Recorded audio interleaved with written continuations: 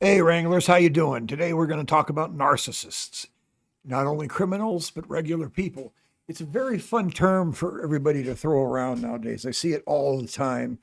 People play a victim and say, "Oh, I was dating a narcissist," or "I was this with a, whatever," or "This guy's a narcissist and that guy's a narcissist." What is a narcissist? Let's read the definition. A person who has excessive interest or admiration in themselves. Okay, that's what the term means from the Oxford Dictionary. It comes from a Greek myth where there was a man named Narcissus who loved himself so much he would just sit there and stare in the water at his reflection, and eventually he got turned into a tree branch or something where he was there permanently staring into the water looking at himself. Now, today, I would say, is the era of the narcissist, and let me tell you why. Let me read you some of the traits that they have, and I'm going to get into the details here. Narcissists have an inflated ego, a lack of empathy, a need for attention. Listen to that. Repressed insecurities and few boundaries. That's some of the characteristics. There's another top five signs. An excessive need for admiration. Okay. A sense of entitlement. Okay. Interpersonally exploitative behavior. See that. A lack of empathy. I see that. Envy of others and a belief that others are envious of him or her. So they're envying, well, it's just like what it said, and a demonstration of arrogant and haughty behaviors and attitudes. These are some of the characteristics of a narcissist. Now, a lot of you are doing is sitting there listening to that and thinking of somebody, oh, yeah, I know that person, or the person I dated was like that. And guess what? You were too. Today is the era of the narcissist. And if you think I'm wrong, go look at Instagram, go look at TikTok. About 90%, 99% of the people on there are narcissists. They just completely narcissists. They're living their best life. It's all about them. They don't want to, there's so many that think they don't have to bring anything to the relationship except themselves. They have nothing to offer because they have a grandiose, inflated ego about who they are and what they have to give. And it's wrong, okay? I see that on TikTok. I see that on Instagram all the time.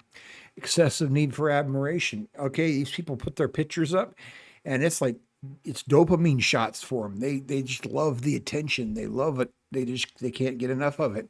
All of us YouTubers in a way want some of that, but I don't know. Also, it's fun doing videos and talking about things. So these are the everyday narcissists, the ones you run into, the ones that you might be dating.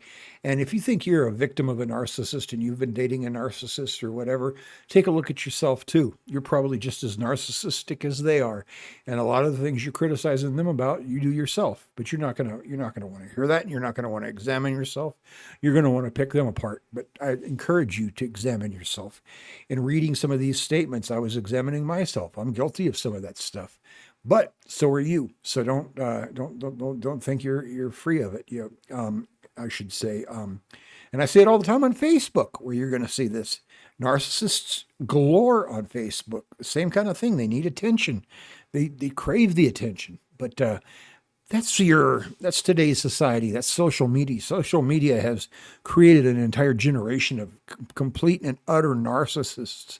You look on freaking TikTok or whatever, and not only is it the victim Olympics, it's the narcissistic Olympics. It's the attention Olympics. If they're not a victim, then they I don't know how else to describe it. It's the modern day freak show, just like you had in an old circus.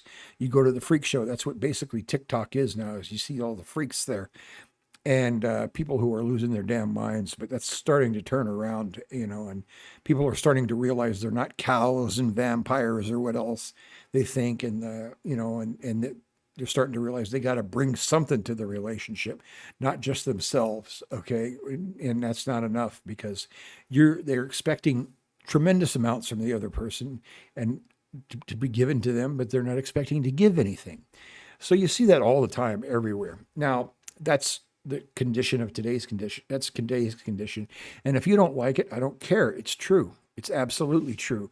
And you can get as mad at me as you want. I don't usually do controversial stuff, but I'm going to do it today. So get it mad. you know, start telling me your victim stories. Join the victim Olympics, okay? Put it in the comics and tell me what a victim you are because you dated a narcissist or you knew a narcissist or whatever. And if you want, I'll pick it apart, okay? But I hear that all the time. So get ready to get mad. But anyway, well, you're already probably mad, so you don't have to get ready. But now I'm going to talk about killers and serial killers and criminals that were narcissistic.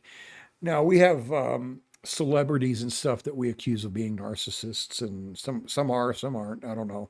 To be a movie star or whatever, you got to kind of be sort of one or whatever. Or to be a politician, you've got to be somewhat of a narcissist. Okay, and that's just has always been that way. Now, some of these serial killers and things like that, you read about them. A lot of them are narcissistic in the fact that I don't even know. In some cases, I think they are. In some cases, I think they aren't, even though that line can be blurred. You know, you have a guy that feels entitled to something and or a woman, and they go out and they take it and they don't have any empathy for the victim or whatever. This could be taking their life, imprisoning them, any of that. They just see the person as an object for their gratification. And we've seen that happen, okay, in modern history. And, I think Elliot Rogers would be a extremely good example of that. You can look him up. I think he ran a van into some people in Canada and did some shooting or something. But I'm drawing a blank on the exact case. But he's an example, I think, of a narcissistic killer. And then you have other darker ones that are more like psychopaths or sociopaths. I always confuse those two terms. That kill and eat their victims, like Jeffrey Dahmer, because one of the traits of a narcissist is they don't mind leaving, but they don't want to be left. And to keep people from leaving, that's what Dahmer's whole thing was. He would try to drill their heads, to make them into zombies and sex slaves and all that. And eventually it got to the point where he was eating them. So he felt like he had them at all, part of him or something along those lines.